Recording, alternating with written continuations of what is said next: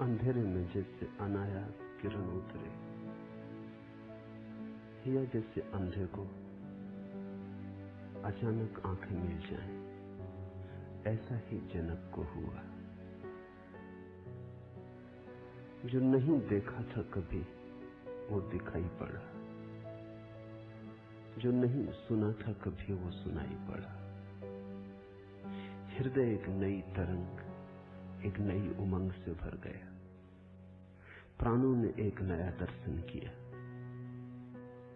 निश्चित ही जनक सुपात्र थे। वर्षा होती है, पहाड़ों पर होती है, पहाड़ खाली रह जाते क्योंकि पहले से ही भरे। झीलों में होती है, खाली झीलें भर जाती। जो खाली है वही सुपात्र है, जो भरा है अपात्र है। अहंकार आदमी को पत्थर जैसा बना देता है। निरअहंकार आदमी को शून्यता देता है। जनक शून्य पात्र रहे होंगे। तत्क्षण अहोभाव पैदा हुआ। सुनते ही जागे। पुकारा नहीं था कि पुकार पहुंच गई। कोड़े की छाया काफी मालूम हुई। कोड़ा फटकारने की जरूरत न पड़ी, मारने का सवाल ही न था। अष्टावक्र भी भाग्यशाली है कि जनक जैसा सुपात्र सुनने को मिला। मनुष्य जाति के इतिहास में जितने सद्गुरु हुए उनमें अष्टावक्र जैसा सौभाग्यशाली सद्गुरु दूसरा नहीं, क्योंकि जनक जैसा शिष्य पाना अति दुर्लभ है। जो जरा से इशारे से जाग जाए,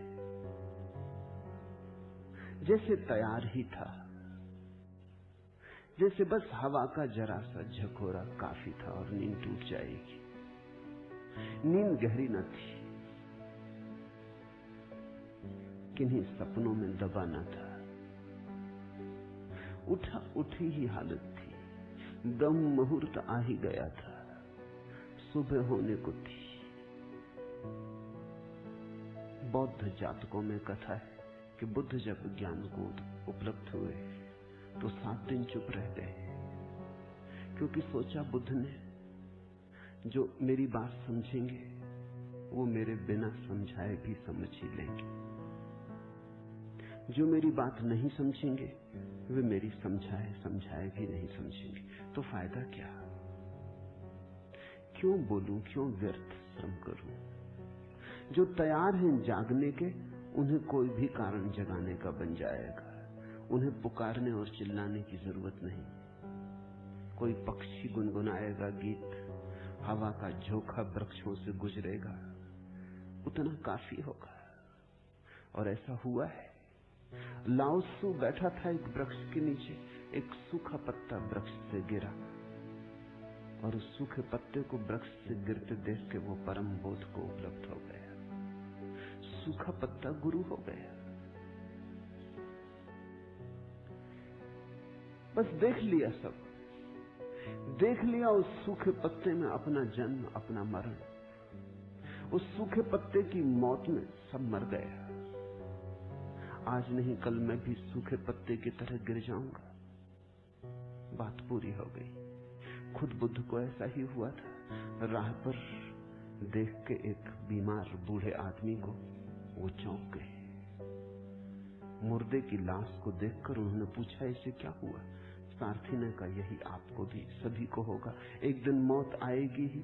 फिर बुद्ध ने कहा, लौटा लो रथ घर की ओर वापस, अब कहीं जाने को न रहा। जब मौत आ रही है, जीवन व्यर्थ हो गया। तुमने भी राह से निकलती लाशें देखी,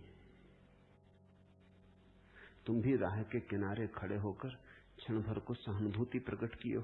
तुम कहते हो बहुत बुरा हुआ, बेचारा मर गया, अभी तो जवान था, अभी तो घर गृहस्थी कच्ची थी, बुरा हुआ। तुमने दया की है जो मर गया उस पर, तुम्हें जरा भी दया अपने पर नहीं आई कि उस मरने वाले में तुम्हारे मरने की खबर आ गई। कि जैसे आज ये अर्थी पे बंधा जा रहा है, कल नहीं परसों तुम भी बंधे चले जाओगे। जैसे आज तुम राह के किनारे खड़े होकर इस पर सहानुभूति प्रकट कर रहे हो, दूसरे लोग राह के किनारे खड़े होकर सहानुभूति प्रकट करेंगे। अब बस तुम इतने होगे कि धन्यवाद भी न दे सकोगे। ये जो लाश जा रही है ये तुम्हारी है। देखने वाला हो, आंख हो, गहरी हो, प्रगाढ़ चैतन्य हो, तो बस एक आदमी मरा कि सारी मनुष्यता मर गई, कि जीवन व्यर्थ हो गया। बुद्ध चले गए थे छोड़कर। तो जब उन्हें बोध हुआ, उन्होंने सोचा कि जिसको जागना है वो बिना किसी के जगाए भी जग जाता है, उसे कोई भी बहाना काफी हो जाता है। कहते हैं एक ज़ेन साधिका कुएं से पानी भर के लौटती थी कि बांस टूट गया, घड़े नीचे गिर गए। पूर्णिमा की रात थी, घड़ों में चांद का प्रतिबिंब बन रहा था। कांवर को लिए घड़ों को लटकाए वो लौटती थी आश्रम की तरफ, देखती घड़ों के जल में चांद के प्रतिबिंब को बनते। घड़े गिरे, चौंक के खड़ी हो गई। घड़ा गिरा, जल बहा, चांद भी बह गया। कहते हैं बस बोध को उत्पन्न हो गई, सम्यक समाधि लग गई, नाचती हुई लौटी। दिखाई पड़ गया कि ये जगत प्रतिबिंब से ज्यादा नहीं है। यहां जो हम बनाए चले जा रहे हैं ये कभी भी टूट जाएगा। ये सब चांद खो जाएंगे, ये सब सुंदर कविताएं खो जाएंगी, ये मनमोहनी सूरतें सब खो जाएंगी, ये सब पानी में बने प्रतिबिंब हैं। ऐसा दिख गया, बात खत्म हो गई। तो बुद्ध ने सोचा क्या सार है, किससे कहूंगा? जिसे जागना है वो मेरे बिना भी देर अबेर जाग ही जाएगा, थोड़े बहुत समय का अंतर पड़ेगा। और जिसे जागना नहीं है, चीखो चिल्लाओ, वो करवट लेकर सो जाता है। आंख भी खोलता है तो नाराजगी से देखता है कि क्यों नींद खराब कर रहे हो, तुम्हें कोई और काम नहीं? सोयो को सोने नहीं देते, शांति से नींद चल रही, तुम जगाने आ गए। तुम खुद ही किसी को कह दो कि सुबह मुझे जगा देना, जब वो जगाता है तो नाराजगी आती। कहा तुम्ही ने था कि ट्रेन पकड़नी, सुबह जरा जल्दी 4 बजे उठा देना। जगाता है तो मारने की तकलीफ होती। इमैनुअल कांट बड़ा विचारक हुआ जर्मनी में। वो रोज 3 बजे रात उठता था, घड़ी के हिसाब से चलते था, घड़ी के कांटे के हिसाब से चलता था। कहते हैं जब वो यूनिवर्सिटी जाता था पढ़ाने तो घरों में लोग अपनी घड़ियां मिला लेते थे, क्योंकि वो नियम से वर्षों से 30 वर्ष निरंतर ठीक मिनट मिनट सेकंड सेकंड के हिसाब से निकला था। लेकिन कभी बहुत सर्दी होती तो अपने नौकर को कह देता कि कुछ भी हो जाए 3 बजे उठाना। अगर मैं मारूं पीटूं भी तो तू फिक्र मत करना, तू भी मारना पीटना मगर उठाना। उसके घर नौकर न टिकते थे, क्योंकि ये बड़ी झंझट की बात थी। 3 बजे उठाएं तो वो बहुत नाराज होता था, न उठाएं तो सुबह जाग के नाराज होता था। और ऐसा नहीं था कि नाराज ही होता था, मारपीट होती। वो भी मारता, नौकर को भी कह रखा था तू फिक्र मत करना, उठना तो 3 बजे है ही, घसीटना उठाना, लेकिन 3 बजे उठा के खड़ा कर देना। तू चिंता मत करना कि मैं क्या कर रहा हूं, उस वक्त मैं क्या कहता हूं वो मत सुनना, क्योंकि उस वक्त मैं नींद में होता हूं। उस समय जो मैं कहता हूं वो सुनने की जरूरत नहीं। तो ऐसे लोग भी हैं। बुद्ध ने सोचा क्या सार है, जिसे सोना है वो मेरी चिल्लाहट पर भी सोता रहेगा, जिसे जागना है वो मेरे बिना बुलाए भी जाएगा, जाग ही जाएगा। 7 दिन वो बैठे रहे चुप। फिर देवताओं ने उनसे प्रार्थना की कि आप ये क्या कर रहे हैं? कभी कभी कोई बुद्धत्व को उपलब्ध होता है। भूख तरसती है, प्यासे लोग तरसते हैं कि मेघ बना है अब तो बरसेगा। आप चुप हैं, बरसें। फूल खिला है, गंध को बहने दें, ये रफ्तार बहे। अनेक प्यासे हैं जन्मों जन्मों से, और आपका तर्क हमने सुन लिया। हम आपके मन को देख रहे हैं, 7 दिन से निरंतर। आप कहते हैं कुछ है जो मेरे बिना बुलाए जग जाएंगे और कुछ हैं जो मेरे बुलाए न जगेंगे, इसलिए आप चुप हैं। हम सोच समझ के आए। कुछ ऐसे भी हैं जो दोनों के बीच में खड़े, उनको आप इंकार न कर सकेंगे। अगर कोई जगाएगा तो जग जाएंगे, अगर कोई न जगाएगा तो जन्मों जन्मों तक सोए रह जाएंगे। उन कुछ का ख्याल करें।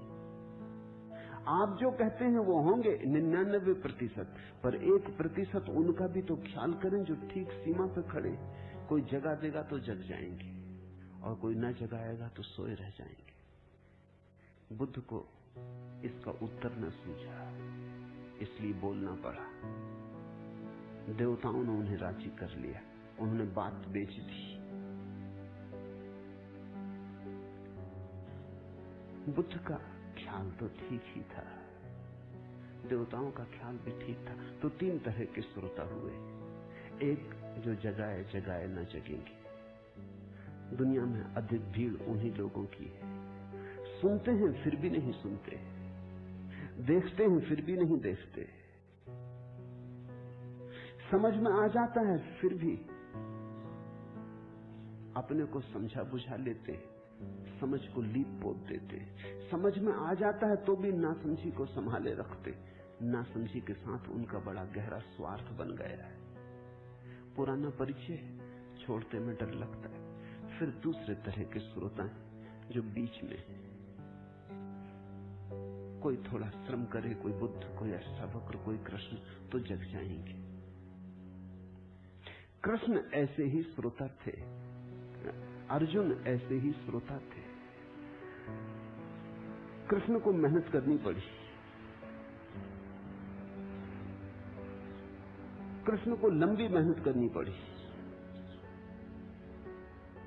उसी लंबी मेहनत से गीता निर्मित हुई। अंत में जाके अर्जुन को लगता है कि मेरे भ्रम दूर हुए, मेरे संशय गिरे, मैं तुम्हारी शरण आता हूं, मुझे दिखाई पड़ गया। लेकिन बड़ी जिद्दोजहद हुई, बड़ा संघर्ष चला। फिर और भी श्रेष्ठ श्रोता हैं जनक की तरह, जिनसे कहा नहीं कि उन्होंने सुन लिया। इधर अष्टावक्र ने कहा होगा तो उधर जनक को दिखाई पड़ने लगा। आज के सूत्र जनक के वचन इतनी जल्दी, इतने शीघ्रता से जनक को दिखाई पड़ गया कि अष्टावक्र जो कह रहे हैं बिल्कुल ठीक कह रहे हैं, चोट पड़ गई। तो मैंने कहा वर्षा होती है, कभी ऐसी जमीन पर हो जाती जो पथरीली, तो वर्षा तो हो जाती लेकिन अंकुर नहीं फूटते। फिर कभी ऐसी जमीन पर होती है जो थोड़ी बहुत ककड़ीली है, अंकुर फूटते हैं, जितने फूटने थे उतने नहीं फूटते। फिर कभी ऐसी जमीन पर होती है जो बिल्कुल तैयार थी, जो उपजाऊ है, जिसमें कंकड़ पत्थर नहीं है, बड़ी फसल होती। जनक ऐसी ही भूमि है। इशारा काफी हो गया।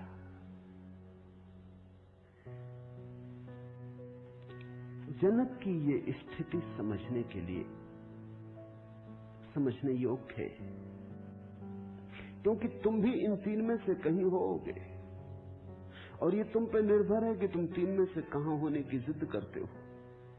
तुम साधारण जन हो सकते हो जिसने जिद कर रखी है कि सुनेगा नहीं, जिसने सत्य के खिलाफ लड़ने की कसम खा ली, जो सुनेगा तो कुछ और सुन लेगा, सुनते ही व्याख्या कर लेगा, सुनते ही अपने को उसके सुनी बात के ऊपर डाल देगा, रंग लेगा, विकृत कर लेगा, कुछ का कुछ सुन लेगा। तुम वही नहीं सुनते जो कहा जाता है, तुम वही सुन लेते हो जो तुम सुनना चाहते हो। मैंने सुना है कि एक दिन मुल्ला नसरुद्दीन की पत्नी गुस्से से भरी हुई घर आई और उसने मुल्ला से कहा कि भिखारी भी बड़े धोखेबाज होते हैं। क्यों, क्या हो गया? नसरुद्दीन ने पूछा। अजी, एक भिखारी की गर्दन में तख्ती लगी थी जिस पर लिखा था जन्म से अंधा। मैंने दया करके पर्स में से 10 पैसे निकाल के उसके दान पत्र में डाल दिए तो जानते ही कहने लगा, हे सुंदरी, भगवान तुम्हें खुश रखे। अब तुम ही बताओ उसे कैसे मालूम हुआ कि मैं सुंदरी हूं? मुल्ला खिलखिला के हंसने लगा और कहने लगा, तब तो वो वास्तव में अंधा है और जन्म से अंधा है। तो मुल्ला कहने लगा, मैं ही एक अंधा नहीं हूं, एक और अंधा भी। अन्यथा पता ही कैसे चलता उसे कि तू सुंदरी अगर आंख होती। पत्नी कुछ कह रही है, मुल्ला कुछ सुन रहा है। मुल्ला वही सुन रहा है जो सुनना चाहता है। ख्याल करना, 24 घंटे ये घटना घट रही है, तुम वही सुन लेते हो जो तुम सुनना चाहते हो, यद्यपि तुम सोचते भी नहीं इस पर कि जो मैंने सुना वो मेरा है या कहा गया था। मुल्ला एक जगह काम करता था। मालिक ने उससे कहा कि तुम अच्छी तरह काम नहीं करते नसरुद्दीन, मजबूरन अब मुझे दूसरा नौकर रखना पड़ेगा। नसरुद्दीन ने कहा, अवश्य रखिए हुजूर, यहां काम ही 2 आदमियों का है। मालिक कह रहा है कि तुमसे अब छुटकारा पाना है, दूसरा आदमी रखना है। मुल्ला कह रहा है, यहां काम ही 2 आदमियों का, जरूर रखिए। पीछे खड़े होकर जो तुम सुनते हो उस पर एक बार पुनर्विचार करना। यही कहा गया था। अगर व्यक्ति ठीक ठीक सुनने में समर्थ हो जाए तो नंबर 2 का श्रोता हो जाता है, नंबर 3 से ऊपर उठाता है। नंबर 3 का श्रोता अपनी मिलाता है। नंबर 3 का श्रोता अपने को ही सुनता है, अपनी प्रतिध्वनियों को सुनता है। उसकी दृष्टि साफ सुथरी नहीं है, वो सब विकृत कर लेता है। नंबर 2 का श्रोता वही सुनता है जो कहा जा रहा है। नंबर 2 के श्रोता को थोड़ी देर तो लगेगी, क्योंकि सुन लेने पर भी जो कहा गया है वो सुन लेने पर भी उसे करने के लिए साहस की जरूरत होगी। मगर सुन लिया तो साहस भी आ जाएगा, क्योंकि सत्य को सुनने के बाद ज्यादा देर तक असत्य में रहना असंभव है। जब एक बार देख लिया कि सत्य क्या है, तो फिर पुरानी आदत कितनी ही पुरानी क्यों ना हो, उसे छोड़ना ही पड़ेगा। जब पता चल गया कि 2 और 2 4 होते हैं, तो कितना ही पुराना अभ्यास हो 2 और 2 5 मानने का, उसे छोड़ना ही पड़ेगा। जब एक बार दिखाई पड़ गया कि दरवाजा कहां है, तो फिर दीवार से निकलना असंभव हो जाएगा, फिर दीवार से सिर टकराना असंभव हो जाएगा। सत्य समझ में आ जाए तो देर अबेर इतना साहस भी आ जाता है कि आदमी छलांग ले अपने को रूपांतरित कर दे। फिर नंबर 1 के श्रोता है। अगर तुम में समझ और साहस दोनों हो तो तुम नंबर 1 के श्रोता हो जाओगे। नंबर 1 का श्रोता का अर्थ है कि समझ और साहस युगपत घटित होते, इधर समझ उधर साहस। समझ और साहस में अंतराल नहीं होता। ऐसा नहीं कि आज समझता है और कल साहस, इस जन्म में समझता है और अगले जन्म में साहस, यहां समझता है और यहीं साहस, इसी क्षण समझता है और इसी क्षण साहस। तब आकस्मिक घटना घटती है, तब सूर्योदय अचानक हो जाता है।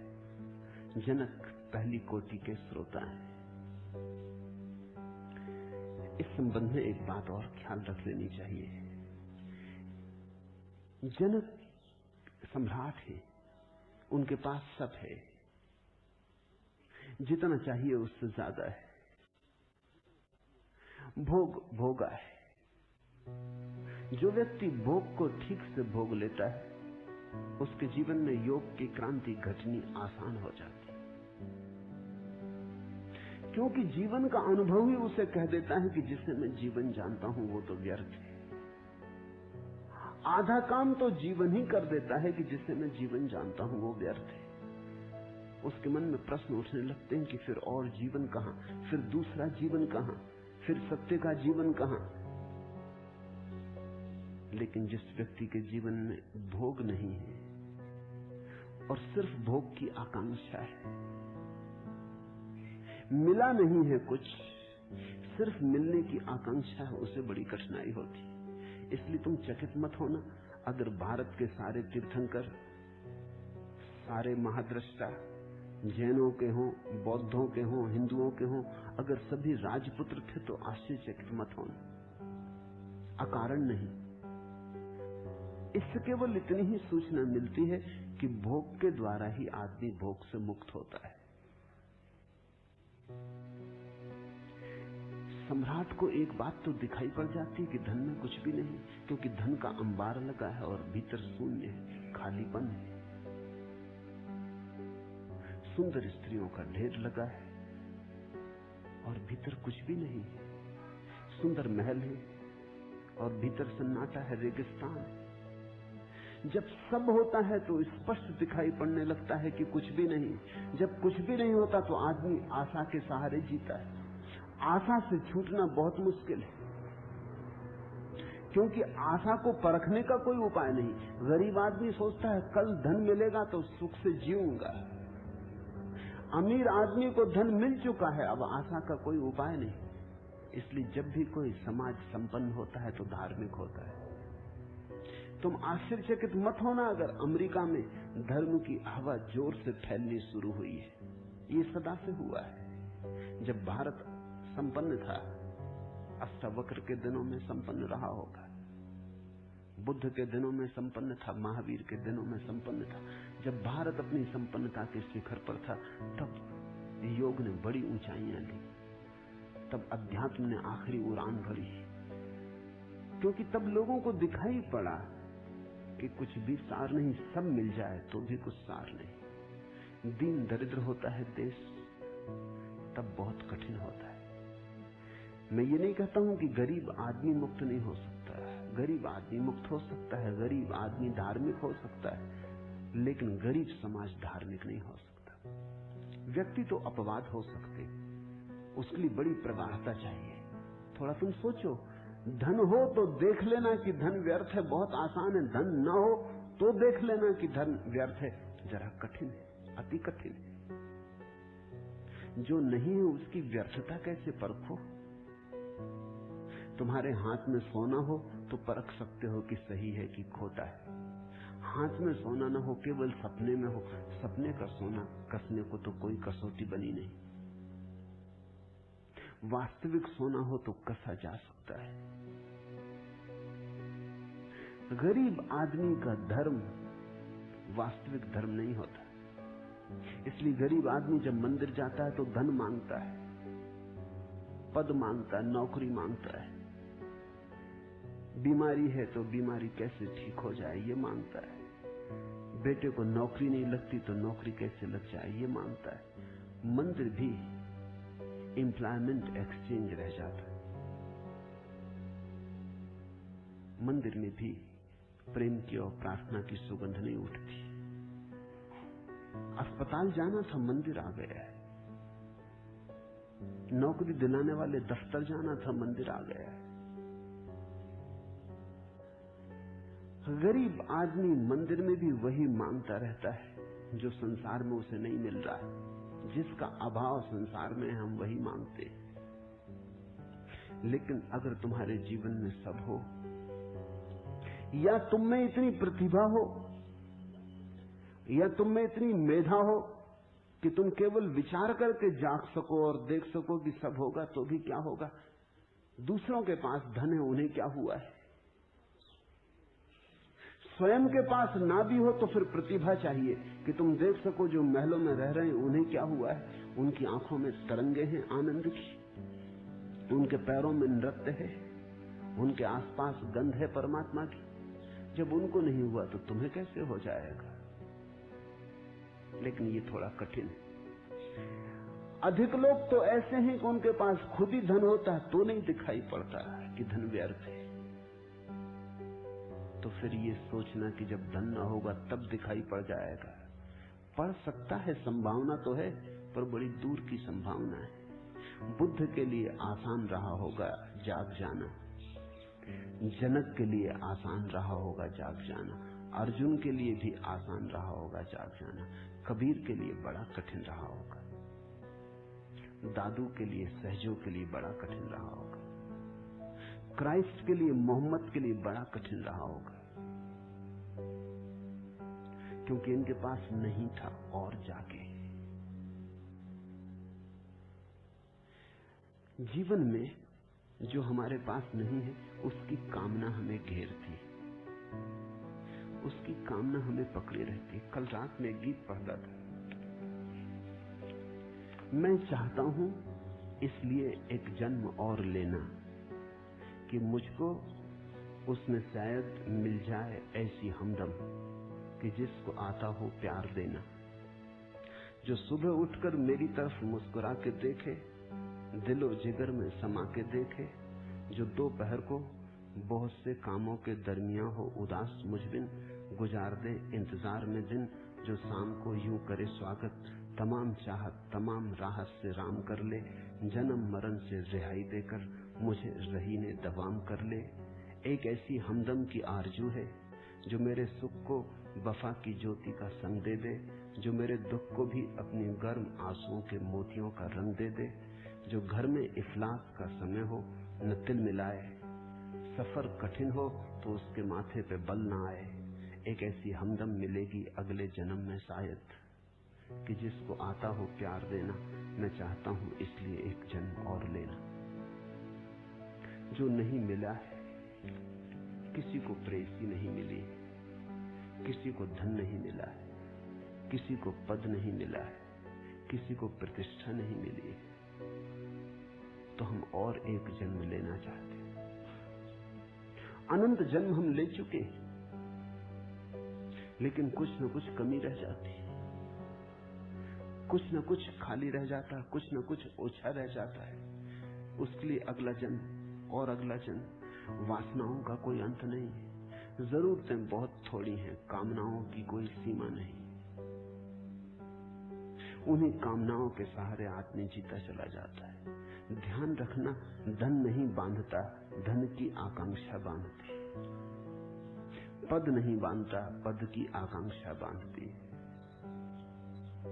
प्रतिष्ठा नहीं बांधती, प्रतिष्ठा की आकांक्षा बांधती। जनक के पास सब था, देख लिया सब,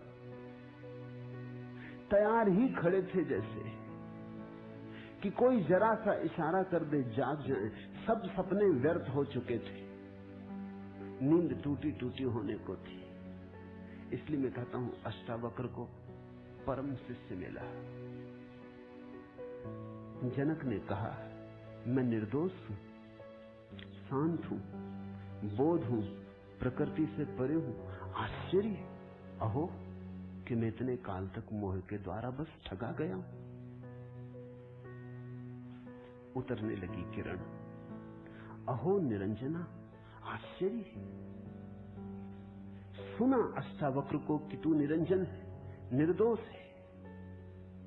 सुनते ही पहुंच गई किरण प्राणों के आखिरी गहराई तक, जैसे छुरी चुभ जाए सीधी। अहो निरंजना, शांतो बोधो अहम प्रकृति परा। आश्चर्य, क्या कहते हैं आप? मैं निर्दोष हूं, शांत हूं, बोध हूं, प्रकृति से परे हूं। आश्चर्य कि इतने काल तक मैं मोह के द्वारा बस ठगा गया हूं। एतावंत महम कालम मोहे नई विडंबिता। चौंक गए जनक। जो सुना वो कभी सुना नहीं था, अष्टावक्र में जो देखा वो कभी देखा नहीं था। न कानों सुना, न आंखों देखा, ऐसा अपूर्व प्रकट हुआ। अष्टावक्र ज्योतिर्मय हो उठे, उनकी आभा के मंडल में जनक चकित हो गए। अहो, बोध हुआ कि मैं निरंजन हूं।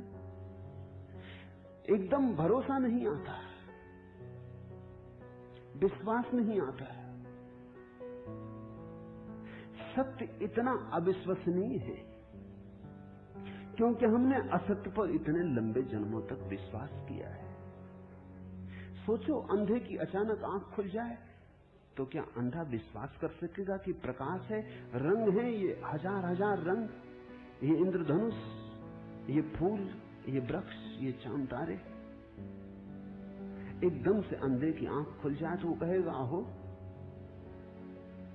आश्चर्य, मैं तो सोच भी ना सकता था कि ये है, और ये है, और मैंने तो इसका कभी सपना भी ना देखा था। प्रकाश तो दूर, अंधे आदमी को अंधेरे का भी पता नहीं होता। तुम साधारणता सोचते होगे कि अंधा आदमी अंधेरे में रहता, तो तुम गलत सोचते हो। अंधेरा देखने के लिए भी आंख चाहिए। तुम आंख बंद करते हो तो तुम्हें अंधेरा दिखाई पड़ता है, क्योंकि आंख खोल के तुम प्रकाश को जानते हो। लेकिन जिसकी कभी आंख ही नहीं खुली वो अंधेरा भी नहीं जानता। प्रकाश तो दूर, अंधेरे से भी पहचान नहीं है। कोई उपाय नहीं अंधे के पास की सपना देख सके इंद्रधनुषों का। लेकिन जब आंख खोल के देखेगा तो ये सारा जगत अविश्वसनीय मालूम होगा, भरोसा न आएगा। जनक को भी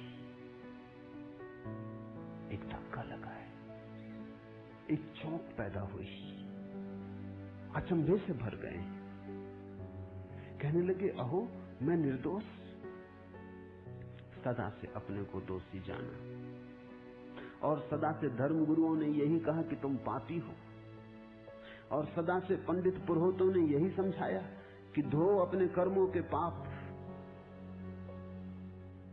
किसी ने भी ये ना कहा कि तुम निर्दोष हो, कि तुम्हारी निर्दोषता ऐसी है कि उसके खंडित होने का कोई उपाय नहीं, कि तुम लाख पाप करो तो भी पापी तुम नहीं हो सकते हो। तुम्हारे सब किए गए पाप, देखे गए सपने जागते ही खो जाते हैं। न पुण्य तुम्हारा है न पाप तुम्हारा है, क्योंकि कर्म तुम्हारा नहीं, कृत्य तुम्हारा नहीं, क्योंकि कर्ता तुम नहीं हो, तुम केवल दृष्टा साक्षी हो। मैं निर्दोष हूं? चौंक कर जनक ने कहा मैं शांत हूं, क्योंकि जानी तो है केवल अशांति। तुमने कभी शांति जानी? साधारणता तुम कहते हो कि हाँ, लेकिन बहुत गौर करोगे तो तुम पाओगे जिसे तुम शांति कहते हो वो केवल दो अशांतियों के बीच का थोड़ा सा समय है।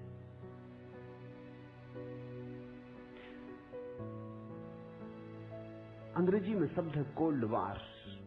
वो शब्द बड़ा अच्छा है, ठंडा युद्ध। दो युद्धों के बीच में ठंडा युद्ध चलता है, दो गर्म युद्ध, बीच में ठंडा युद्ध, मगर युद्ध तो जारी रहता है। पहला महायुद्ध खत्म हुआ, दूसरा महायुद्ध शुरू हुआ, कई वर्ष बीते, कोई 20 वर्ष बीते, लेकिन वो 20 वर्ष ठंडे युद्ध के। लड़ाई तो जारी रहती, युद्ध की तैयारी जारी रहती। हाँ, लड़ाई अब प्रकट नहीं होती, भीतर भीतर होती, अंडरग्राउंड होती, जमीन के भीतर दबी होती। अभी ठंडा युद्ध चल रहा है दुनिया में, लड़ाई की तैयारियां चल रही हैं, सैनिक कवायतें कर रहे हैं, बम बनाए जा रहे हैं, बंदूकों पर पालिश चढ़ाया जा रहा है, तलवारों पर धार रखी जा रही। ये ठंडी लड़ाई है, युद्ध जारी है। ये किसी भी दिन भड़केगा, किसी भी दिन युद्ध खड़ा हो जाएगा। जिसको तुम शांति कहते हो वो ठंडी अशांति। कभी उत्तप्त हो जाते हो तो गर्म अशांति। दो गर्म अशांतियों के बीच में जो थोड़े से समय बीतते हैं, जिनको तुम शांति के कहते हो वो शांति के नहीं है, वो केवल ठंडी अशांति के। पारा बहुत ऊपर नहीं चढ़ा है, ताप बहुत ज्यादा नहीं है, संभाल पाते हो इतना है, लेकिन शांति तुमने जानी नहीं। दो अशांतियों के बीच में कहीं शांति हो सकती है और दो युद्धों के बीच में कहीं शांति हो सकती है। शांति जिसने जानी उसकी अशांति सदा के लिए समाप्त हो जाती है। तुमने शांति जानी नहीं, शब्द सुना है। अशांति तुम्हारा अनुभव है, शांति तुम्हारी आकांक्षा है, आशा है। तो जनक कहने लगे मैं शांत हूं, बोध हूं, क्योंकि जाना तो सिर्फ मूर्छा को है। तुम इतने काम कर रहे हो, सब मूर्छित है। तुम्हें अगर कोई ठीक ठीक पूछे तो तुम एक बात का भी उत्तर न दे पाओगे। कोई पूछे कि इस स्त्री के प्रेम में क्यों पड़ गए, तो तुम कहोगे पता नहीं, पड़ गए, ऐसा हो गया। ये कोई उत्तर हुआ? प्रेम जैसी बात के लिए ये उत्तर हुआ कि हो गया, बस घटना घट गई, पहली दृष्टि में ही प्रेम हो गया, देखते ही प्रेम हो गया। तुम्हें पता है ये प्रेम तुम्हारे भीतर कहां से उठा, कैसे आया, कुछ भी पता नहीं। फिर इस प्रेम से तुम चाहते हो कि जीवन में सुख आए। इस प्रेम का ही तुम्हें पता नहीं कहां से आता है, किस अचेतन के तल से उठता है, कहां इसका बीज, कहां से अंकुरित होता है। फिर तुम कहते हो इस प्रेम से जीवन में सुख मिले। सुख नहीं मिलता, दुख मिलता है, कलह मिलती है, वह मनुष्य मिलता है, ईर्षा जलन मिलती। तो तुम तड़पते हो, तुम कहते हो ये क्या हुआ, ये प्रेम सब धोखा निकला, पहले ही से मूर्छा थी। तुम दौड़े जा रहे हो, धन कमाना है। तुमसे कोई पूछे किस लिए, शायद तुम कुछ छोटे मोटे उत्तर दे सको। तुम कहोगे बिना धन के कैसे जिएंगे, लेकिन ऐसे लोग हैं जिनके पास जीने के लिए काफी है, वो भी दौड़े जाते हैं। और तुम भी पक्का मानना, जिस दिन इतना कमा लोगे कि रुक सकते हो, फिर भी रुक ना सकोगे, फिर भी तुम दौड़े जाओगे। एंड्रू कार्नेगी मरा तो 10 अरब रुपए छोड़ के मरा, लेकिन मरते वक्त भी कमा रहा था। मरने के 2 दिन पहले उसके सेक्रेटरी ने पूछा कि आप तो तृप्त होंगे, 10 अरब रुपए। उसने कहा तृप्त, मैं बहुत अशांति में मर रहा हूं, क्योंकि मेरी योजना 100 अरब रुपए कमाने की थी। अब जिसके 100 अरब रुपए कमाने की योजना थी 10 अरब, 90 अरब का घाटा है। उसका घाटा तो देखो, तुम 10 अरब देख रहे हो, 10 अरब तो 10 पैसे हो गए। 10 अरब का कोई मूल्य ही ना रहा। न तो खा सकते हो 10 अरब रुपयों को, न पी सकते हो, कोई उनका उपयोग नहीं है। मगर एक दफा दौड़ शुरू हो जाती तो चलती जाती। तुम पूछो अपने से किस लिए दौड़ रहे हो, तुम्हारे पास उत्तर नहीं। मूर्छा है, पता नहीं क्यों दौड़ रहे हैं, पता नहीं कहां जा रहे हैं, किस लिए जा रहे हैं। न जाए तो क्या करें, रुकें तो कैसे रुकें, रुकें तो किस लिए रुकें, उसका भी कुछ पता नहीं। आदमी ऐसे चल रहा है जैसे नशे में चल रहा हो। हमारे जीवन के छोर हमारे हाथ में नहीं, हम बोधहीन हैं। गुरजीएफ कहता था हम करीब करीब नींद में चल रहे हैं। आंख खुली है माना, मगर नींद नहीं टूटी, आंखें नींद से भरी। कुछ होता है, कुछ करते रहते हैं, कुछ चलता जाता है। क्यों पूछने से हम डरते हैं, क्योंकि उत्तर तो नहीं। ऐसे प्रश्न उठाने से बेचैनी आती। जनक ने कहा मैं बोध, अहम अहो निरंजना शांतो बोधो अहम। और इतना ही नहीं, आप कहते हैं प्रकृति से परे हो, प्रकृति परा, शरीर नहीं हो, मन नहीं हो, ये जो दिखाई पड़ता है ये नहीं हो, ये जो दृश्य है ये नहीं हो, दृष्टा हो, सदा पार हो, प्रकृति के पार, सदा अतिक्रमण करने वाले हो। इसे समझना, ये अष्टावक्र का मौलिक उपाय है, मौलिक विधि है, अगर विधि कह सके। प्रकृति के पर हो जाना। जो भी दिखाई पड़ता है वो मैं नहीं, जो भी अनुभव में आता है वो मैं नहीं, क्योंकि जो भी मुझे दिखाई पड़ता है मैं उससे पार हो गया। मैं देखने वाला हूं, दिखाई पड़ने वाला मैं नहीं। जो भी मेरे अनुभव में आ गया मैं उसके पार हो गया, क्योंकि मैं अनुभव का दृष्टा हूं। अनुभव कैसे हो सकता हूं? तो न मैं देह हूं, न मन हूं, न भाव हूं, न हिंदू, न मुसलमान, न ईसाई, न ब्राह्मण, न शूद्र, न बच्चा, न जवान, न बूढ़ा, न सुंदर, न असुंदर,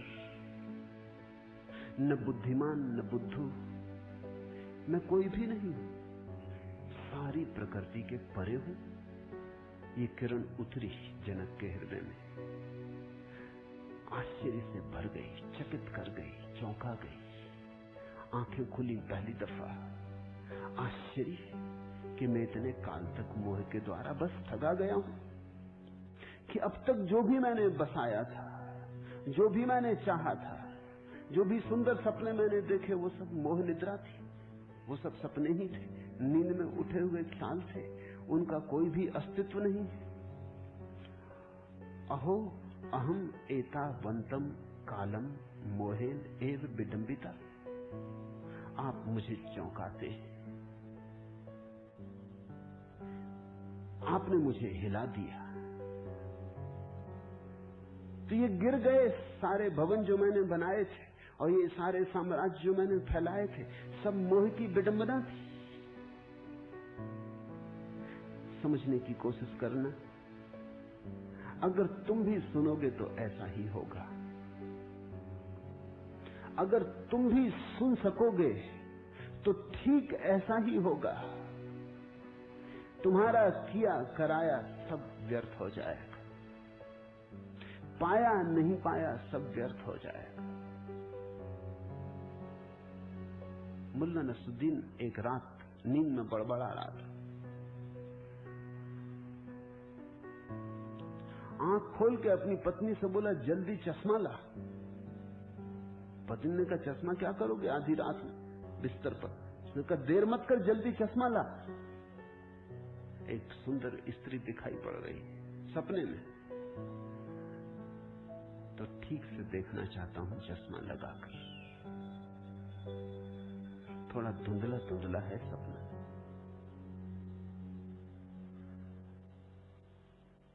सपने को भी तुम सत्य बनाने की चेष्टा में लगे रहते हो। किसी तरह सपना सत्य हो जाए। तुम चाहते नहीं कि कोई तुम्हारे सपने को सपना कहे, तुम नाराज होते हो।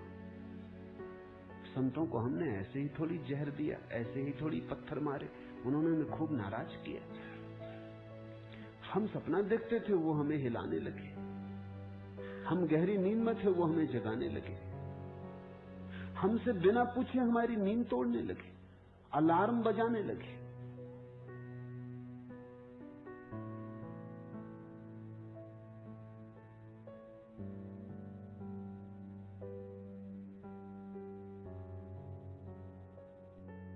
नाराजगी स्वाभाविक थी, लेकिन अगर सुनोगे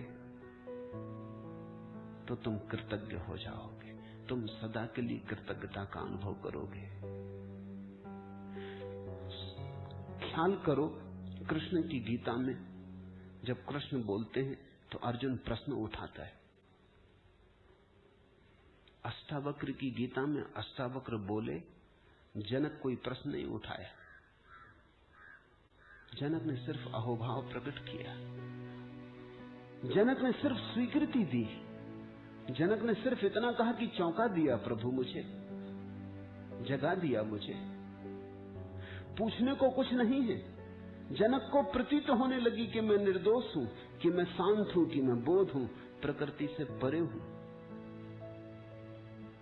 यह हमें कठिन लगता है, इतने जल्दी हो गया।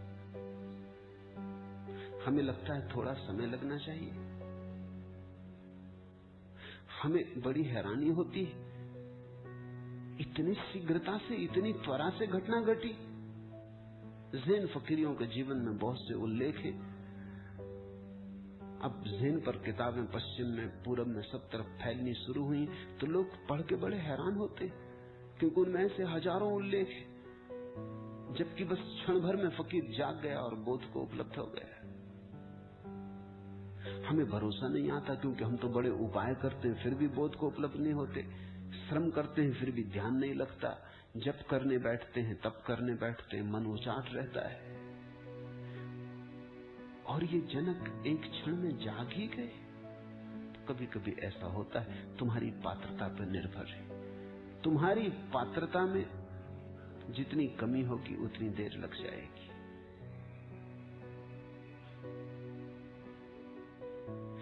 देरी घटना के कारण नहीं है, घटना तो अभी घट सकती है। जैसा बार बार अष्टावक्र कहते हैं, सुखी भव, अभी हो जा सुखी। मुक्त हो, अभी हो जा मुक्त। इसी क्षण घटना तो अभी घटती है, देर लगती है हमारी पात्रता के कारण। हमारी पात्रता ही नहीं है तो जो समय लगता है वो बीच में जो पत्थर पड़े हैं उन्हें हटाने में लगता है। झरना तो अभी फूट सकता है, झरना तो तैयार है, झरना तो तरंगित है, झरना तो प्रतीक्षा कर रहा है कि हटाओ पत्थर, मैं दौड़ पड़ूं सागर की तरफ। लेकिन कितने पत्थर बीच में पड़े हों, कितनी बड़ी चट्टानें पड़ी, इस पर निर्भर करेगा। झरने के निकलने में देर नहीं है, झरने की राह खुली है, बंद तो नहीं है। कहीं से झरना अभी फूट जाएगा, कहीं थोड़ा खोदना पड़ेगा, कहीं बड़ी चट्टान हो सकती, डायनामाइट लगाना पड़े। पर तीनों ही स्थिति में, चाहे अभी झरना फूटे, चाहे घड़ी बर्बाद फूटे, चाहे जन्म बाद फूटे, झरना तो सदा मौजूद था। बाधा झरने के फूटने में न थी, बाधा झरने के प्रकट होने के बीच पड़े पत्थर के कारण थी। जनक की चेतना पर कोई भी पत्थर न रहा होगा। अहोभाव प्रकट हो गया, कृतज्ञता का ज्ञापन हो गया, नाच उठे, मगन हो गए। जैसे इस देह को मैं अकेला ही प्रकाशित करता हूं, जनक ने कहा, वैसे ही संसार को भी प्रकाशित करता हूं। इसलिए तो मेरा संपूर्ण संसार है अथवा मेरा कुछ भी नहीं। ये आस्तिकता है। अर्जुन तो नास्तिक है, अर्जुन तो इनकार करता है, अर्जुन तो बार बार सवाल उठाता है, अर्जुन तो हजार संदेह करता है, अर्जुन तो इस तरफ से पूछता उस तरफ से पूछता है। जनक ने कुछ पूछा ही नहीं। इसलिए मैंने इस गीता को महागीता कहा है। अर्जुन की नास्तिकता अंत में मिटती है, वो घर आता है। जनक में नास्तिकता है ही नहीं। वो जैसे घर के द्वार पर ही खड़े थे और किसी ने झकझोर दिया और कहा कि जनक तुम घर पर ही खड़े हो, कहीं जाना नहीं। और वो कहने लगे, अहो जैसे इस देह को मैं अकेला ही प्रकाशित करता हूं, वैसे ही संसार को भी प्रकाशित करता हूं। अष्टावक्र ने कहा कि तुम्हारा वो जो आत्यंतिक साक्षी भाव रूप है, वो तुम्हारा ही नहीं है, वो तुम्हारा ही केंद्र नहीं है, वो समस्त सृष्टि का केंद्र है। ऊपर ऊपर हम अलग अलग, भीतर हम बिल्कुल एक हैं। बाहर बाहर हम अलग अलग, जैसे जैसे भीतर चले हम एक हैं। जैसे लहरें अलग अलग हैं सागर की छाती पर, लेकिन सागर के गहनतम में तो सारी लहरें एक हैं। ऊपर एक लहर छोटी, एक लहर बड़ी, एक लहर सुंदर, एक लहर कुरूप, एक लहर गंदी, एक लहर स्वच्छ। ऊपर बड़े भेद हैं, लेकिन सागर में सब जुड़ी है। जिसको केंद्र का स्मरण आया उसका व्यक्तित्व गया, फिर वो व्यक्ति नहीं रह जाता। तो जनक कहते हैं, जैसे इस देह को मैं अकेला प्रकाशित करता हूं, वैसे ही सारे संसार को भी प्रकाशित करता हूं। क्या कह रहे हैं आप? भरोसा नहीं आता। कल एक युवक रात्रि मुझे आके कहा कि जो हुआ है ध्यान में उस पर भरोसा नहीं आता। ठीक, जब कुछ होता है तो ऐसा ही होता है, भरोसा नहीं आता। हमारा भरोसा ही छोटी चीजों पर, क्षुद्र पर। जब विराट घटता है तो भरोसा आएगा कैसे? जब परमात्मा तुम्हारे सामने खड़ा होगा तो तुम आश्चर्यचकित और अवाक रह जाओगे। पश्चिम में एक बहुत बड़ा संत हुआ, तरतुलियन। उसका वचन है, किसी ने पूछा कि तरतुलियन, ईश्वर के लिए कोई प्रमाण है? उसने कहा, एक ही प्रमाण, ईश्वर है क्योंकि वो भरोसे योग्य नहीं। ईश्वर है क्योंकि उस पर विश्वास नहीं आता। ईश्वर है क्योंकि वो असंभव है। ये बड़ी अनूठी बात तरतुलियन ने कही। ईश्वर है क्योंकि असंभव है। संभव तो संसार है, ईश्वर असंभव है। संभव तो क्षुद्र है, विराट तो असंभव है, लेकिन असंभव भी घटता है। तरतुलियन बोला, तुम राजी हो जाओ असंभव को, तो असंभव भी घटता है। जब घटता है तो बिल्कुल भरोसा नहीं आता। तुम्हारी सारी जड़ें उखड़ जाती हैं, भरोसा कहां आएगा? तुम मिट जाते हो जब घटता है, तो भरोसा किसको आएगा? तुम बिखर जाते हो जब घटता है। तुम अब तक अंधेरे जैसे हो, जब उसका सूरज निकलेगा तो तुम विसर्जित हो जाओगे। जनक कहने लगा, इसलिए तो या तो संपूर्ण संसार मेरा है या मेरा कुछ भी नहीं। ये दो ही बातें संभव है। इस बीच में कोई भी दृष्टि हो तो भ्रांत है। या तो संपूर्ण संसार मेरा है, क्योंकि मैं परमात्मा का हिस्सा हूं, चूंकि मैं परमात्मा हूं, चूंकि मैं सारे संसार का केंद्र हूं, चूंकि मेरा साक्षी सारे संसार का साक्षी है, तो या तो सारा संसार मेरा है, एक संभावना, या फिर मेरा कुछ भी नहीं, क्योंकि मैं हूं ही कहां। साक्षी में मैं तो नहीं बचता, सिर्फ साक्षी भाव बचता है।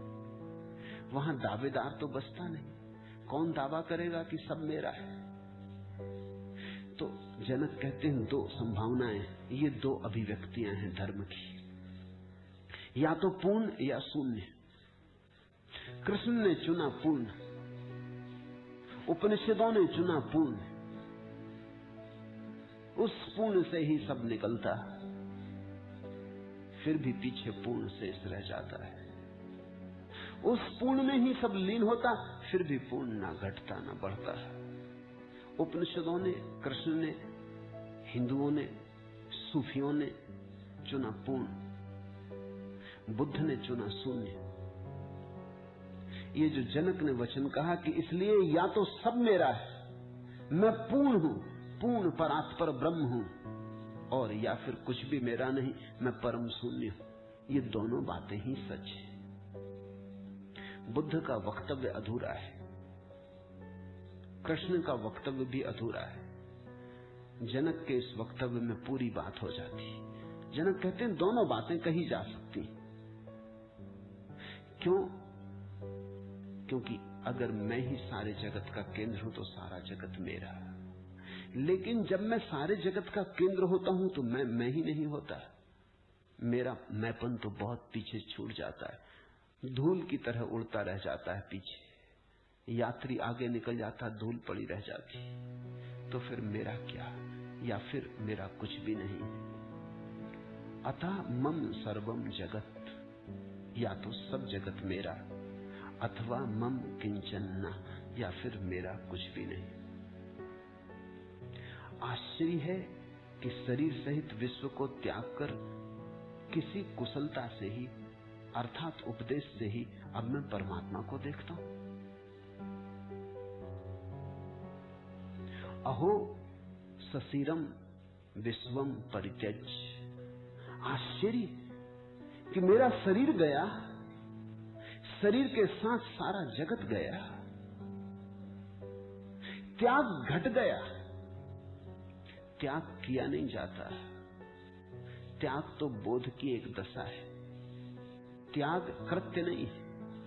अगर कोई कहे मैंने त्याग किया तो त्याग हुआ ही नहीं, उसने त्याग में भी भोग को बना लिया।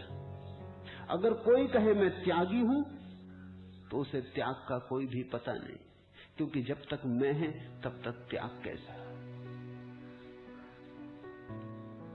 त्याग का अर्थ छोड़ना नहीं है, त्याग का अर्थ जाग के देखना है कि मेरा कुछ है ही नहीं, छोड़ूं कैसे, छोड़ूं क्या।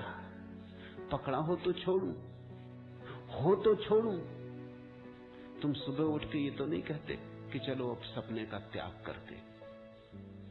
तुम ये तो नहीं कहते सुबह उठ के कि रात सपने में सम्राट बन गया था, बड़े स्वर्ण महल थे, रत्न जटित आभूषण थे, बड़े दूर दूर तक मेरा राज्य था, सुंदर पुत्र थे, पत्नी थी। सुबह उठ के तुम ये तो नहीं कहते कि चलो अब सब छोड़ता हूं। कहो तो तुम पागल मालूम पड़ोगे।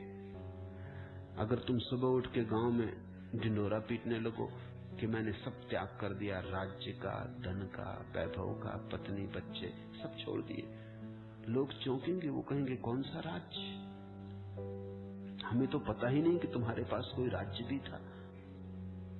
तुम कहोगे रात सपने में, तो लोग हंसेंगे कि तुम पागल हो गए। सपने का राज्य छोड़ा तो नहीं जा सकता। इसलिए परम ज्ञान का सूत्र यही है कि जब तुम्हें दिखाई पड़ता है कि ये संसार कुछ भी नहीं, तो छोड़ने की क्या बात है। लेकिन लोग हैं जो हिसाब रखते हैं कि कितना छोड़ा। एक मित्र मुझे मिलने आए थे, उनकी पत्नी भी साथ थी। मित्र का नाम है बड़े दानियों में।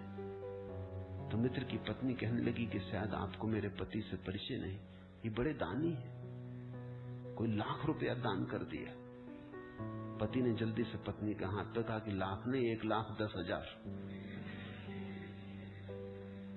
ये दान ना हुआ, ये हिसाब हुआ, ये सौदा हुआ, ये कौड़ी कौड़ी का हिसाब चल रहा है।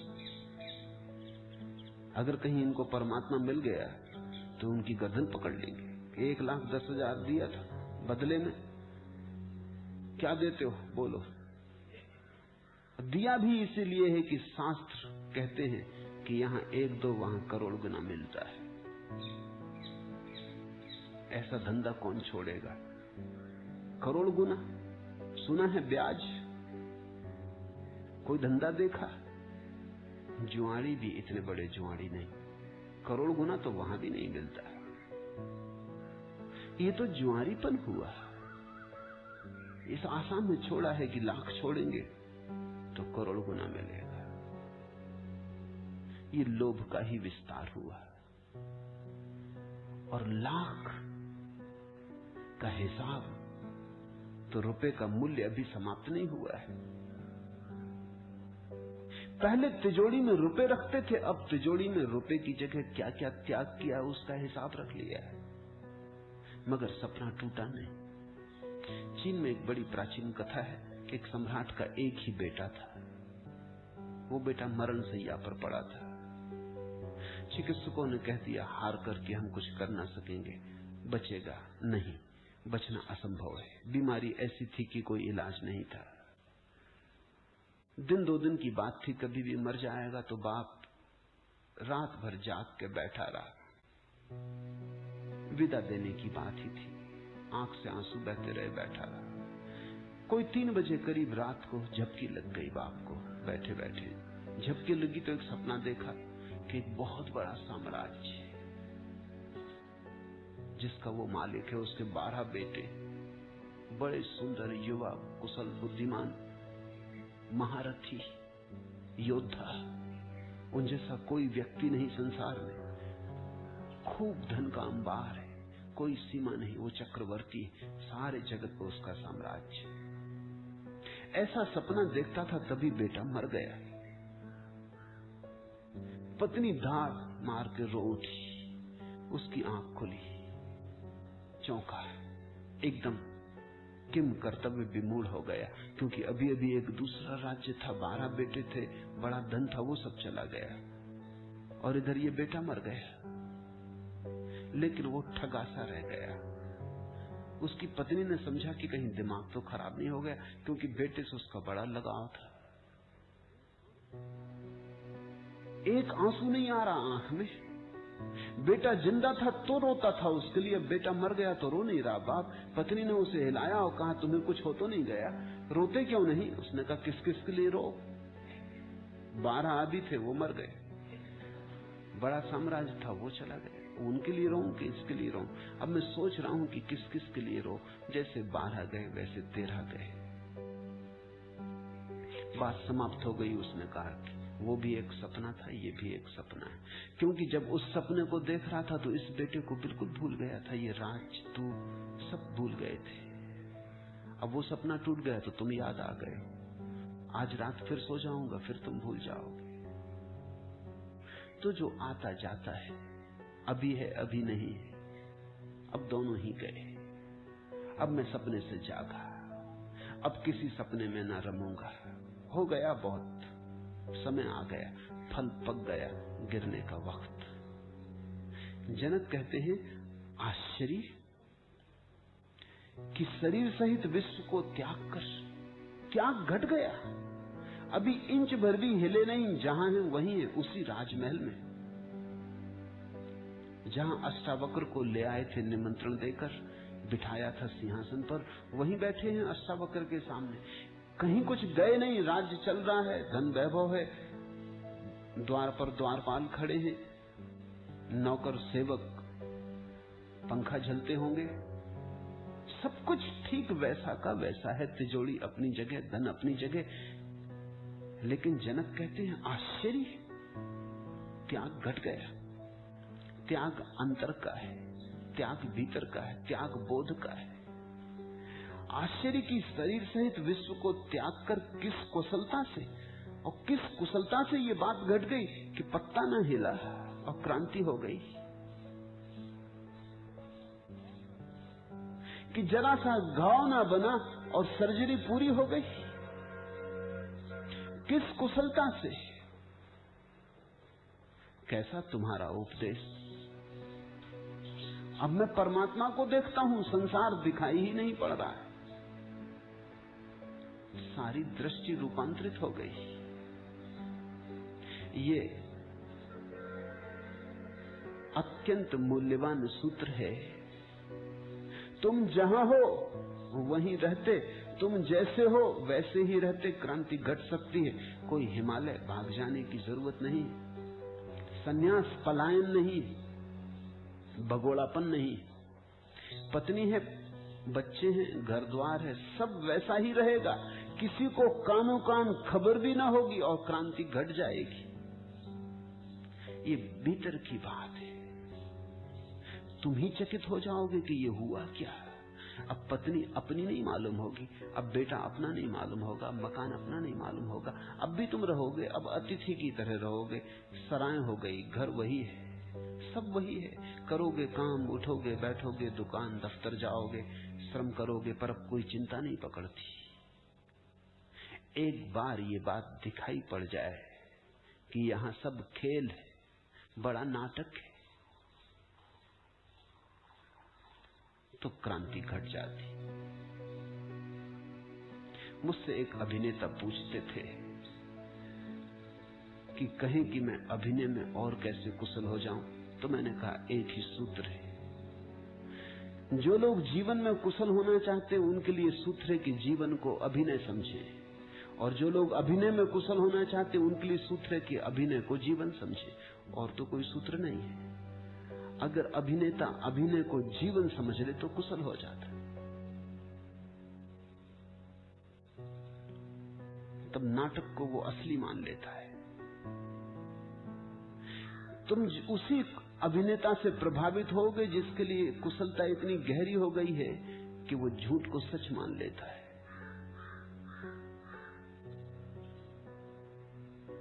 अगर अभिनेता झूठ को सच न मान पाए तो अभिनय में कुशल नहीं हो सकता, तो वो बाहर बाहर रहेगा, भीतर ना हो पाएगा। तो खड़ा खड़ा दूर दूर कर लेगा काम, लेकिन तुम पाओगे उसके प्राण उसमें रमे नहीं, गए नहीं भीतर। अभिनेता बिल्कुल भूल जाता अभिनय में। जब कोई राम का अभिनय करता है तो वो बिल्कुल भूल जाता है, वो राम हो जाता है। जब उसकी सीता चुराई जाती तो वो ऐसा नहीं सोचता कि अपना क्या लेना देना है, अभी घड़ी भर बाद सब खेल खत्म, अपने घर चले जाएंगे, क्यों नाहक रो, क्यों पूछो वृक्षों से कि मेरी सीता कहाँ है, क्यों चीखो चिल्लाओ, क्या सार है, अपनी कोई सीता है कि कुछ।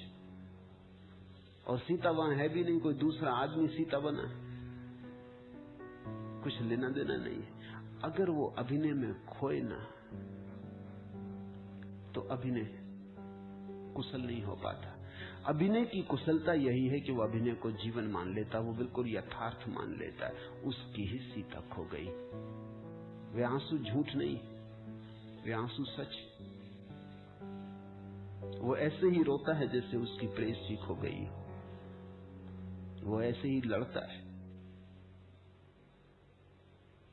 अभिनय को सच कर लेता है। जीवन को अगर कुशलता लानी हो तो जीवन को अभिनय समझ लेना। ये भी नाटक है, देर अबेर पर्दा उठेगा। देर अबेर सब विदा हो जाएंगे। मंच बड़ी है माना, पर मंच ही है कितनी ही बड़ी हो। यहां घर मत बनाना, यहां सराय में ही ठहरना। ये प्रतीक्षालय ये क्यों लगा है? मौत आती जाती, लोग विदा होते चले जाते। तुम्हें विदा हो जाना है। यहां जड़ें जमा के खड़े हो जाने की कोई जरूरत नहीं, अन्यथा उतना ही दुख होगा। तो जो व्यक्ति इस संसार में जड़ें नहीं जमाता, वही व्यक्ति सन्यासी। जो यहां जम के खड़ा नहीं हो जाता, जिसका पैर अंगत का पैर नहीं है, वही सन्यासी। जो तत्पर है सदा जाने को, इस जगत में वही व्यक्ति सन्यासी है जो बन जा रहा है। खानाबदोष शब्द खानाबदोष बहुत अच्छा है। इसका अर्थ होता है जिसका घर अपने कंधे पर है। खाना अर्थात घर, बदोस यानी कंधे पर, जिसका घर अपने कंधे पर है। जो खानाबदोष है वही सन्यासी है। तंबू लगा लेना ज्यादा से ज्यादा, घर मत बनाना। यहां तंबू की कभी भी उखाड़ लो, क्षण भर में देर ना लगे।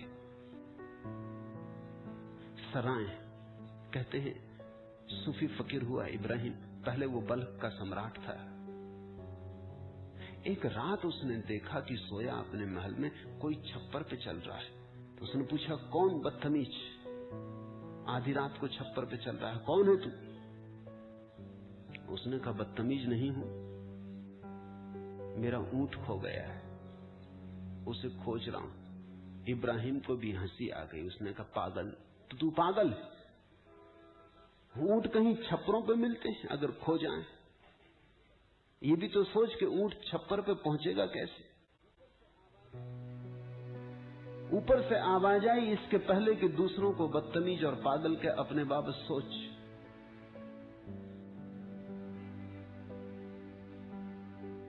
धन में, वैभव में, सुरा संगीत में सुख मिलता है। अगर धन में, वैभव में, सुरा संगीत में सुख मिल सकता है तो ऊंट भी छप्परों पे मिल सकते। इब्राहिम चौंका, आधी रात थी, वो उठा, भागा। उसने आदमी दौड़ाया कि पकड़ो इस आदमी को, ये कुछ जानकार आदमी मालूम होता। लेकिन तब तक वो आदमी निकल गया। इब्राहिम ने आदमी छुड़वा रखे राजधानी में कि पता लगाओ कौन आदमी था। कोई पहुंचा हुआ फकीर मालूम होता। क्या बात कही, किस प्रयोजन से कही। लेकिन रात भर इब्राहिम फिर सो न सका। दूसरे दिन सुबह जब वो दरबार में बैठा था तो उदास था, मलिन चित्त था, क्योंकि बात तो उसको चोट कर गई। जनक जैसा आदमी रहा होगा, चोट कर गई कि बात तो ठीक ही कहता है। अगर ये आदमी पागल है तो मैं कौन सा बुद्धिमान हूं? किसको मिला है सुख संसार में? यही तो मैं भी खोज रहा हूं। सुख संसार में मिलता नहीं, और अगर मिल सकता है तो फिर ऊंट भी मिल सकता है। फिर असंभव घटता है, फिर कोई अड़चन नहीं है। पर ये आदमी कौन है? कैसे पहुंच गया छप्पर पर? फिर कैसे भाग गया, कहां गया? वो चिंता में बैठा है दरबार में। दरबार चलता है, काम की बातें चल रही, लेकिन आज उसका मन यहां नहीं। मन कहीं उड़ गया। मन पक्षी किसी दूसरे लोक में जा चुका है।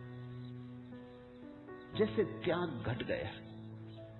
एक छोटी सी बात जैसे खुद अष्टावक्र छप्पर पे चढ़ के बोल गए। तभी उसने देखा कि दरवाजे पे कुछ झंझट चल रही। एक आदमी भीतर आना चाहता है और दरबारी से कह रहा है कि मैं इस सराय में रुकना चाहता हूं। और दरबान कह रहा है कि पागल हुए, ये सराय नहीं है, सम्राट का महल है। सराय बस्ती में बहुत है, जाओ वहां ठहरो। पर वो आदमी कह रहा है मैं यहीं ठहरूंगा, मैं पहले भी यहां ठहरता रहा हूं और ये सराय ही है। तुम किसी और को बनाना, तुम किसी और को चराना। अचानक उसकी आवाज सुन के इब्राहिम को लगा कि आवाज वही, और ये फिर वही आदमी। उसने कहा उसे भीतर लाओ, उसे हटाओ मत। वो भीतर लाया गया। इब्राहिम ने पूछा कि तुम क्या कह रहे हो, किस तरह की जिद कर रहे हो? ये मेरा महल है, इसको तुम सराय कहते हो? ये अपमान है। उसने कहा अपमान हो या सम्मान हो, एक बात पूछता हूं कि मैं पहले भी यहां आया था, लेकिन तब इस सिंहासन पर कोई और बैठा था। इब्राहिम ने कहा वो मेरे पिताश्री थे, मेरे पिता थे। और उस फकीर ने कहा इसके भी पहले मैं आया था, तब कोई दूसरे आदमी बैठा था, उनका वो मेरे पिता के पिता थे। तो उसने कहा इसलिए तो मैं इसको सराय कहता हूं कि यहाँ लोग बैठते हैं, चले जाते हैं, आते हैं, चले जाते हैं। तुम कितनी देर बैठोगे? मैं फिर आऊंगा, फिर कोई दूसरा बैठा हुआ मिलेगा। इसलिए तो सराय कहता हूं, ये घर नहीं है। घर तो वो है जहां बस गए तो बस गए, जहां से कोई हटा ना सके, जहां से हटना संभव ही नहीं। इब्राहिम कहते हैं सिंहासन से उतर गया और उसने उस फकीर से कहा कि प्रणाम करता हूं, ये सराय, आप यहां रुके, मैं जाता हूं, क्योंकि अब सराय में रुकने से क्या सार। इब्राहिम ने महल छोड़ दिया। पात्र रहा होगा, सुपात्र रहा होगा। जनक कहते हैं कि एक क्षण में मुझे दिखाई पड़ गया कि शरीर सहित विश्व को त्याग कर मैं संन्यास्त हो गया हूं। ये किस कुशलता से कर दिया, ये कैसा उपदेश दिया, ये कैसी कुशलता आपकी, ये कैसी कला आपकी। अहो शरीरम विश्वम परित्यज्य कुतश्चित कुशलात्, कैसी कुशलता, कैसे गुरु से मिलना हो गया। एव मया अधुना परमात्मा विलोक्य थे, अब मुझे सिर्फ परमात्मा दिखाई पड़ रहा है, मुझे कुछ और दिखाई नहीं पड़ता। अब ये सब परमात्मा का ही रूप मालूम होता है, उसकी ही तरंगें। जैसे जल से तरंग, फेन और बुलबुला भिन्न नहीं, वैसे ही आत्म विशिष्ट विश्व आत्मा से भिन्न नहीं। यथा न तो भिन्ना स्तरंगा फेन बुदबुदा आत्मनो न तथा भिन्नम विस्ममात्म विनिर्गतम। जैसे पानी में लहरें उठती, बुदबुदे उठते, फैन उठता और जल से अलग नहीं, उठता उसी में खो जाता। ऐसा ही परमात्मा से भिन्न यहां कुछ भी नहीं है। सब उसके बुदबुदे, सब उसका फेन, सब उसकी तरंगे उसी में उठते, उसी में लीन हो जाते। यथा तोयता तरंगा फेन बुदबुदा भिन्ना ना। ऐसे ही हम हैं, ऐसा मुझे दिखाई पड़ने लगा प्रभु। जनक कहने लगे अष्टावक्र से कि ऐसा मैं देख रहा हूं प्रत्यक्ष। ये कोई दार्शनिक का वक्तव्य नहीं, ये एक अनुभव, गहन अनुभव से उठा हुआ वक्तव्य है कि ऐसा मैं देख रहा हूं, तुम भी देखो। ये सिर्फ जरा सी दृष्टि की फर्क की बात है, जिसको पश्चिम में गेस्टाल्ट कहते हैं। गेस्टाल्ट की बात है। गेस्टाल्ट शब्द बड़ा महत्वपूर्ण है। तुमने कभी देखा होगा बच्चों की किताबों में तस्वीरें बनी होती हैं। एक तस्वीर ऐसी होती है कि उसमें अगर गौर से देखो तो कभी बुढ़िया दिखाई पड़ती और कभी जवान औरत दिखाई पड़ती। अगर तुम देखते रहो तो बदलाहट होने लगती, कभी फिर बुढ़िया दिखाई पड़ती, कभी फिर जवान औरत दिखाई पड़ने लगती। वही लकीरें दोनों को बनाती है। लेकिन एक बात तुम हैरान हो जाओगे, वो तुमने शायद ख्याल न की हो, दोनों को तुम साथ साथ न देख सकोगे। हालांकि तुमने दोनों देख ली, उसी चित्र में तुमने बुढ़िया देख ली, उसी चित्र में तुमने जवान औरत देख ली। अब तुमको पता है कि दोनों उस चित्र में, फिर भी तुम दोनों को साथ साथ न देख पाओगे। जब तुम जवान को देखोगे बुढ़िया खो जाएगी, जब तुम बुढ़िया को देखोगे जवान खो जाएगी, क्योंकि वही लकीरें दोनों के काम आ रही हैं। इसको जर्मन भाषा में गेस्टाल्ट कहते हैं। गेस्टाल्ट का मतलब होता है देखने के एक ढंग से चीज एक तरह की दिखाई पड़ती, दूसरे ढंग से दूसरे तरह की दिखाई पड़ती। चीज तो वही है, लेकिन तुम्हारा देखने का ढंग सारा अर्थ बदल देता है।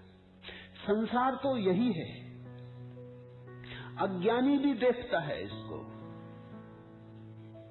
तो अनंत वस्तुएं दिखाई पड़ती। एक गेस्टाल्ट, एक ढंग हुआ। फिर ज्ञानी देखता है इसी को तो अनंत खो जाता, अनेक अनेक रूप खो जाते, फिर एक विराट दिखाई पड़ता। जनक कहने लगे, एव मया अधुना परमात्मा विलोक्यते, एक परमात्मा दिखाई पड़ने लगा। ये हरे वृक्ष उसी की हरियाली है, इन फूलों में वही रंगीन होकर खिला, फूलों की गंध में वही हवा के साथ खिलवाड़ कर रहा है, आकाश में घिरे मेघों में वही घिरा,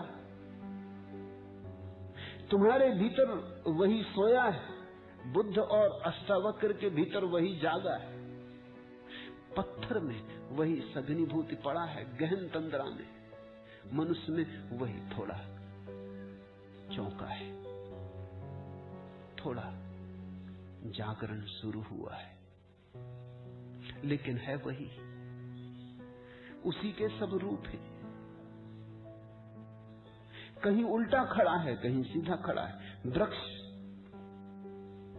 आदमी के हिसाब से उल्टे खड़े।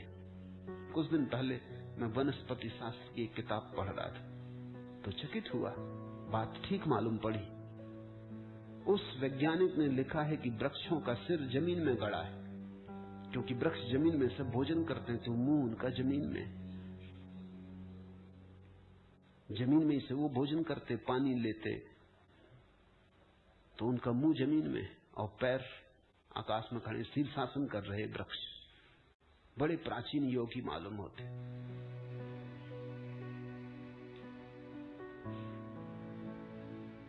उस वैज्ञानिक ने सिद्ध करने की कोशिश की है कि धीरे धीरे हम पूरे मनुष्य के विकास को इसी आधार पर समझ सकते हैं। फिर केंचुए हैं, मछलियां हैं, वो समतल है, वो समानांतर जमीन के, उनकी पूंछ और उनका मुंह एक सीधी रेखा में जमीन के साथ समानांतर रेखा बनाता।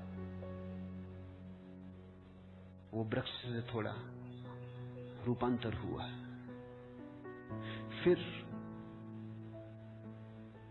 कुत्ते हैं, बिल्लियां हैं, शेर हैं, चीते हैं, इनका सिर थोड़ा उठा हुआ है, समानांतर से थोड़ी बदलाहट हुई, सिर थोड़ा ऊपर उठा। कौन बदला? फिर बंदर है, वो बैठ सकते, वो करीब करीब जमीन से 90 का कोण बनाने लगे, लेकिन खड़े नहीं हो सकते। वो बैठे हुए आदमी, वृक्ष शीर्षासन करते हुए आदमी। फिर आदमी वो सीधा खड़ा हो गया है, 90 का कोण बना था, वृक्ष से ठीक उल्टा हो गया है, सिर ऊपर हो गया, पैर नीचे हो गए। बात मुझे प्रीतिकर लगी। सभी एक का ही खेल है, कहीं उल्टा खड़ा, कहीं सीधा खड़ा, कहीं लेटा, कहीं सोया, कहीं जागा, कहीं दुख में डूबा, कहीं सुख में, कहीं अशांत, कहीं शांत, मगर तरंगे सब एक की हैं। यथा तोयता तरंगा फेन बुदबुदा भिन्ना ना। जैसे जल से तरंग फेन बुदबुदा भिन्न नहीं, वैसे ही आत्मा से कुछ भी भिन्न नहीं है, सब अभिन्न है। इसे तुम देखो, सुनो मत। ये गेस्टाल्ट के परिवर्तन की बात है। इसमें एक झलक में दिखाई पड़ सकता है, एक झलक गौर से देखो तो धीरे से तुम पाओगे कि सब एक में तिरोहित हो गया और खो गया। एक विराट सागर लहरें मार रहा है। ये ज्यादा देर न टिकेगा, क्योंकि इसको टिकाने के लिए तुम्हारी क्षमता विकसित होनी चाहिए, लेकिन ये क्षण भर को भी दिखाई पड़े कि एक विराट लहरें मार रहा है। हम सब उसी की तरंग है, एक ही सूरज प्रकाशित है, हम सब उसी की किरणें। यहां एक ही संगीत बज रहा है, हम सब उसी के स्वर। तो जीवन में क्रांति घट जाएगी। वो एक क्षण धीरे धीरे तुम्हारा शाश्वत स्वरूप बन जाएगा।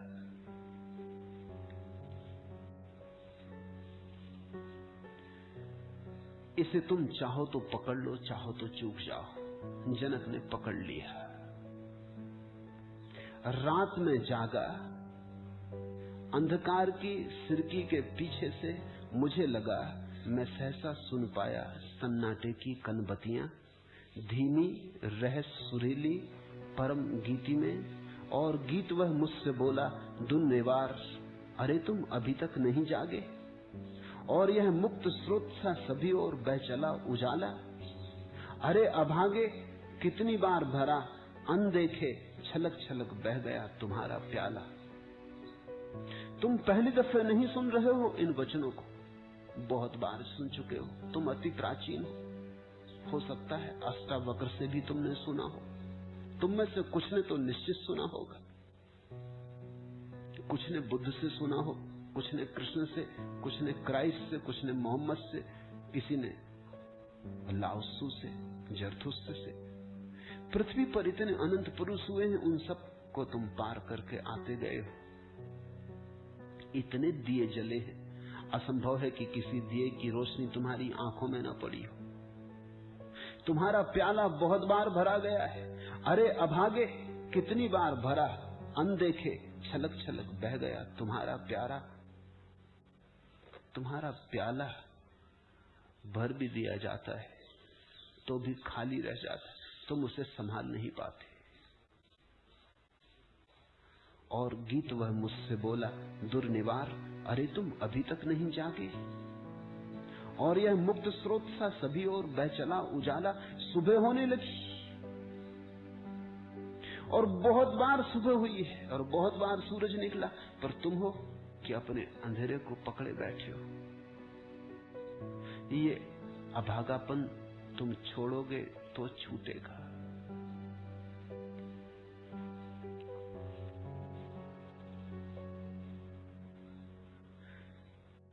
जनक कहने लगे एक ही दिखाई पड़ता है, मैं उसी एक में लीन हो गया हूं, वो एक मुझ में लीन हो गया है।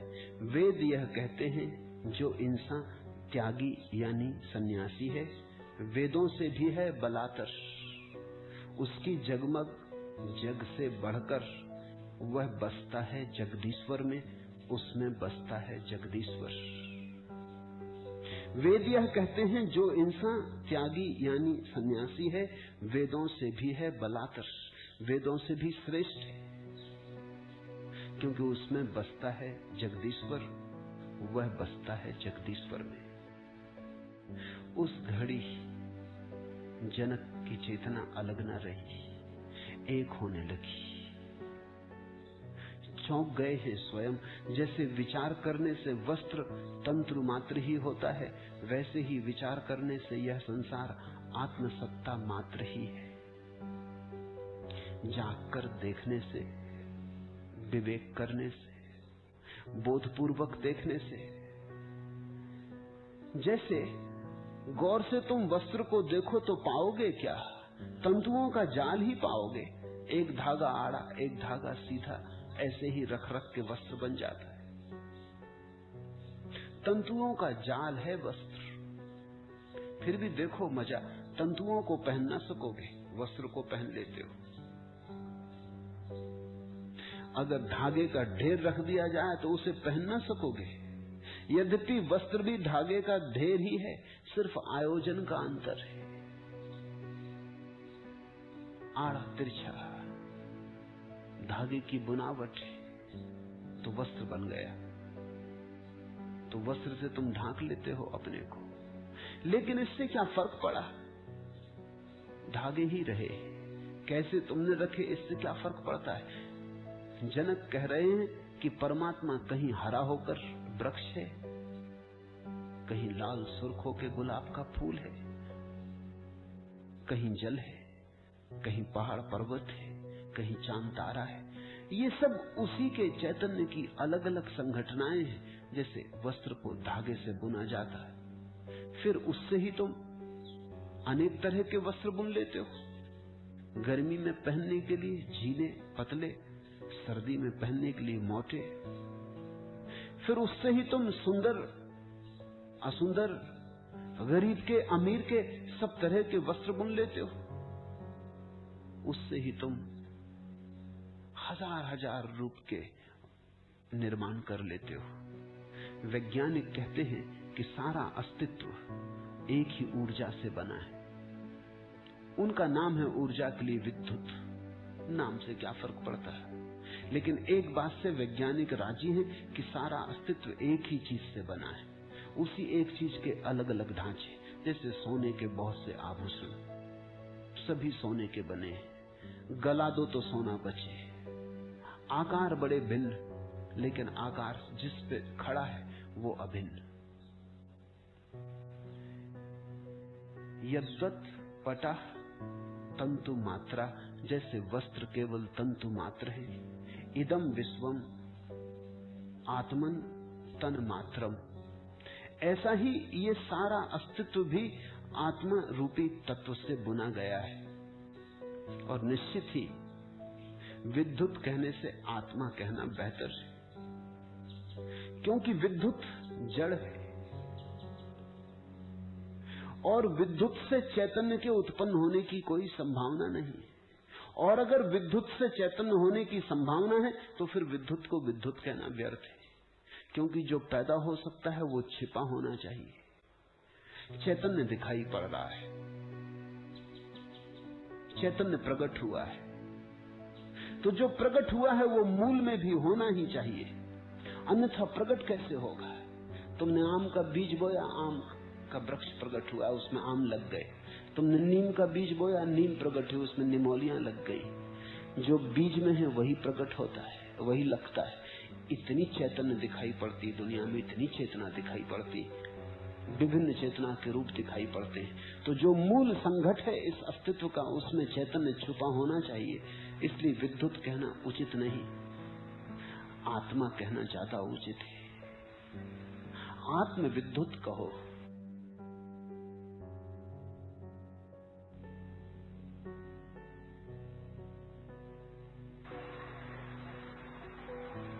मगर चैतन्य को वहां डालना ही होगा। जो दिखाई पड़ने लगा है वो आया है तो मूल में छिपा रहा होगा।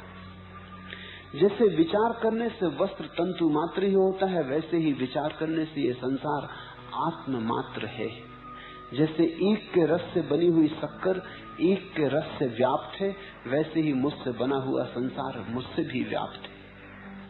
जैसे तुमने ईख से शक्कर निकाल ली तो शक्कर में ईख का रस व्याप्त है, ऐसे ही चैतन्य में परमात्मा व्याप्त है, मुझ में परमात्मा व्याप्त है, तुम में परमात्मा व्याप्त है और तुम परमात्मा में व्याप्त हो। आत्मा के अज्ञान से संसार भासता है, इसे समझना ये बहुत महत्वपूर्ण है।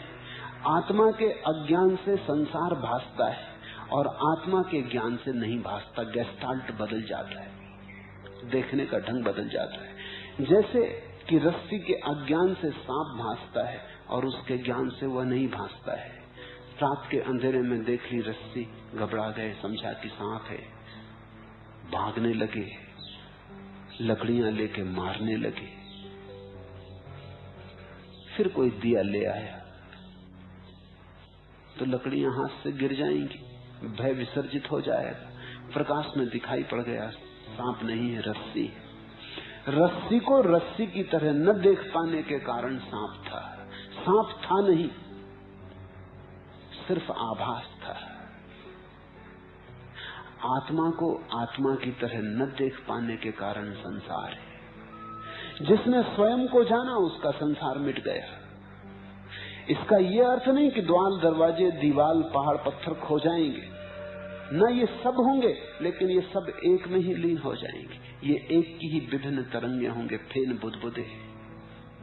जिसने स्वयं को जाना उसका संसार समाप्त हुआ है, और जिसने स्वयं को नहीं जाना उसका संसार कभी समाप्त नहीं होता। संसार छोड़ने से तुम स्वयं को न जान सकोगे, लेकिन स्वयं को जान लो तो संसार छूट गया। त्याग की दो धाराएं हैं। एक धारा है जो कहती संसार को छोड़ो तो तुम स्वयं को जान सकोगे। दूसरी धारा है जो कहती स्वयं को जान लो, संसार छूटा ही है। पहली धारा भ्रांत है। संसार को छोड़ने से नहीं तुम स्वयं को जान सकोगे। क्योंकि संसार के छोड़ने में भी संसार के होने का भ्रम बना रहता है। समझो, थोड़ा रस्सी पड़ी है, सांप दिखाई पड़ा, कोई तुमसे मिलता, वो कहता तुम सांप का भाव छोड़ दो, तो तुम्हें रस्सी दिखाई पड़ जाएगी। तुम कहोगे सांप का भाव छोड़ कैसे दें? सांप दिखाई पड़ रहा है, रस्सी तो दिखाई पड़ती नहीं। तो तुम अगर हिम्मत करके राम राम जप के किसी तरह आकर के खड़े हो जाओ कि चलो नहीं सांप है, रस्सी है, रस्सी है, रस्सी, तो भी तुम्हारे भीतर तो तुम जानोगे सांप ही है, किसको झुटला रहे हो। पास मत चले जाना, कोई झंझट ना हो जाए। भागते तो तुम चले ही जाओगे, तुम कहोगे रस्सी है, माना कि रस्सी है, मगर पास क्यों जाएं? अब जो आदमी संसार को छोड़ के भागता, वो कहता संसार माया है, फिर भी भागता है। थोड़ा उससे पूछो कि अगर माया है तो भाग क्यों रहे हो? अगर है ही नहीं तो भाग कहां रहे हो? किसको छोड़ के जा रहे हो? वो कहता है धन तो मिट्टी है, तो फिर धन से इतने घबराए क्यों? फिर इतने भयभीत क्यों हो रहे हो? अगर धन मिट्टी है तो मिट्टी से तो तुम भयभीत नहीं होते, तो धन से क्यों भयभीत हो रहे हो? मिट्टी अगर दिखाई ही पड़ गई तो बात ठीक है, धन पड़ा रहे तो ठीक, न पड़ा रहे तो ठीक।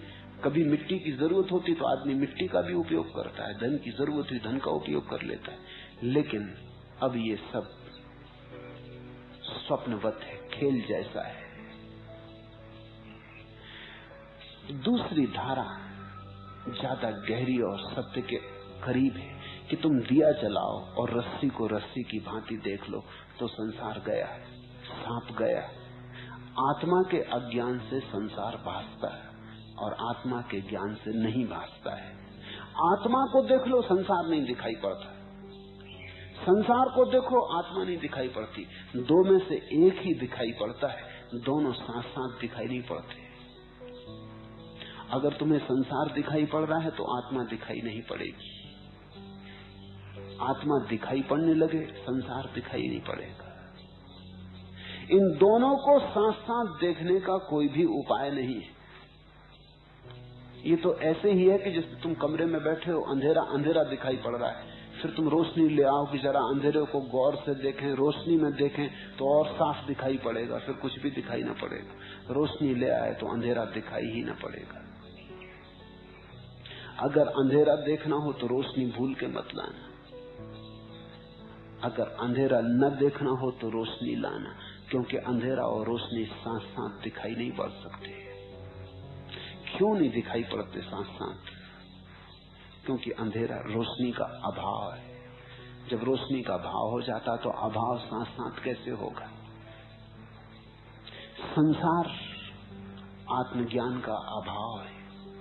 जब आत्मज्ञान का उदय होगा तो संसार गया। सब जहां का तहां रहता है और फिर भी कुछ वैसा का वैसा नहीं रह जाता। सब जहां का तहां और सब रूपांतरित हो जाता है। मुझसे लोग पूछते हैं आप संन्यास देते हैं, लेकिन लोगों को कहते नहीं कि घर छोड़ें, पत्नी छोड़ें, बच्चे छोड़ें। मैं कहता हूं, मैं उनको ये नहीं कहता कि छोड़ें, मैं उनको इतना ही कहता हूं आत्मवत हो, आत्मवान हो, ताकि दिखाई पड़ने लगे कि जो है वो है, जो है उसे छोड़ा नहीं जा सकता, जो नहीं है उसे छोड़ने की कोई जरूरत नहीं।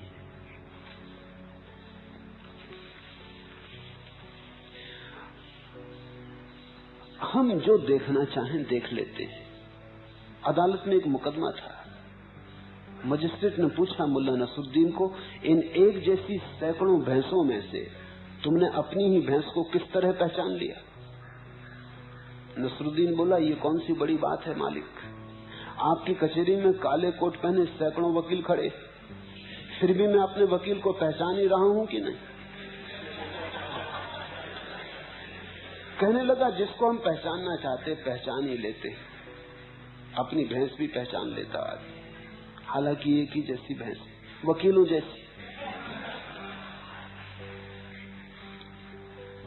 जो हम जानना चाहते हैं उसे हम जान ही लेते, जो हम पहचानना चाहते हैं उसे हम पहचान ही लेते।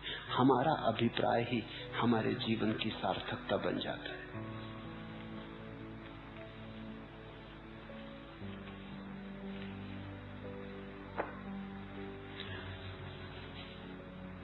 इस संसार से जागना हो तो संसार से जूझना मत। इस संसार से जागना हो तो सिर्फ भीतर जागने की कोशिश करना है। मुल्ला नसरुद्दीन और उसकी पत्नी अपनी गोद में एक खेलते हुए बच्चे को लेकर नृत्य का एक कार्यक्रम देखने गए। दरबान ने उन्हें चेतावनी दी कि नसरुद्दीन, यदि नृत्य के दौरान बच्चा रोया तो तुम्हें हाल से उठ जाना पड़ेगा, और यदि चाहोगे तो तुम्हारे टिकटों के दाम भी हम लौटा देंगे, मगर फिर बैठने ना देंगे, तो ख्याल रखना। लगभग आधा कार्यक्रम पूरा हो जाने के बाद नसरुद्दीन ने पत्नी से पूछा, नृत्य कैसा लग रहा है? एकदम बेकार, श्रीमती ने उत्तर दिया। तो उसने कहा, फिर देर क्या कर रही हो, काटो एक चुटकी बेबी को। जब तुम संसार को बिल्कुल बेकार जान लो तो देर मत करना, काटना एक चुटकी भीतर, झकझोरना अपने को, जगाना अपने को। अपनी जाग से सब हो जाता है। जागरण महामंत्र है, एकमात्र मंत्र। हरिओम तत्सत।